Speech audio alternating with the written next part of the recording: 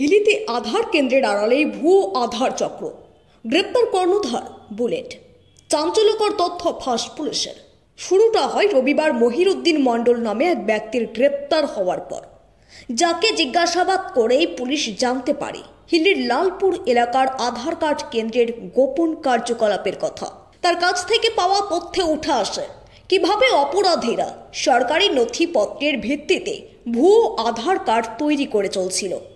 যদিও এর সূত্রপাতটা হয়েছিল বিএসএফের হাতে ধরা পড়ে শামীম মণ্ডল এবং রুবেল মণ্ডল নামে দুই বাংলাদেশি নাগরিক ধরা পড়বার পর। তাদের কাছ থেকে পাওয়া তথ্যের মাধ্যমে পুলিশ বুঝতে পারে পুরো চক্রটি পরিচালিত হচ্ছিল বুলেট কাজল দত্তের নেতৃত্বে। এই ঘটনাটি এতটাই বিস্ময়কর এবং বিপজ্জনক যে পুলিশ কর্মকর্তারা আশঙ্কা করছেন এটি শুধুমাত্র একটি স্থানীয় ঘটনা নয়, বরং বিশাল আন্তর্জাতিক অপরাধী চক্রের অংশ হতে পারে। সরকারি আইনজীবী জয়ন্ত মজুমদার জানিয়েছেন, কাজল দত্তর পুলিশ হেফাজতে রেখে চক্রের আরও সদস্যদের খোঁজা হবে। এই চক্রটি যে কত বড় এবং এর সাথে দেশের নিরাপত্তার কত গভীর সম্পর্ক রয়েছে তা তদন্তে বেরিয়ে আসবে। বিষয়টা হচ্ছে, এটা কাজল দত্ত ওরফে বুলেট বলে একজনকে আজকে হিলি থানা পুলিশ ফরওয়ার্ড করেছিল এবং তার জন্য 8 দিনের পুলিশ কাস্টাডি প্রেয়ার ছিল। সেটাতে লানেট কোর্ট 4 দিনের মঞ্জুর করেছেন।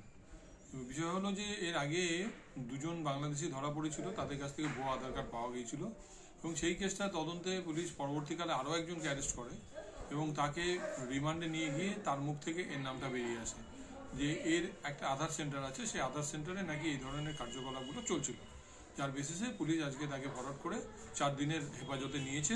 এবার ইন্টারোগেশন হবে, তাতে দেখা যাক কি আসে সামনে। বিশেষজ্ঞদের মতে এই ভুয়ো আধার কার্ড তৈরি চক্রের মাধ্যমে দেশের জাতীয় নিরাপত্তা ঝুঁকির মধ্যে পড়েছে।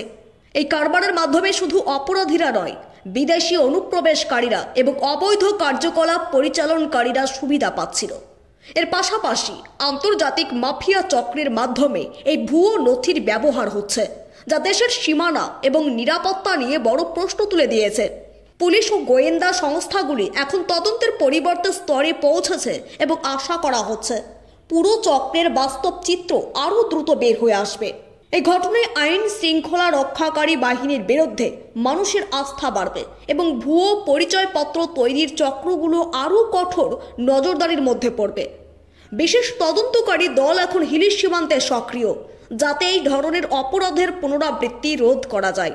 এটি যে শুধুমাত্র একটি জালিয়াতি নয়, বরং একটি বড় ধরনের আন্তর্জাতিক নিরাপত্তা চ্যালেঞ্জের সৃষ্টি করেছে তা স্পষ্ট।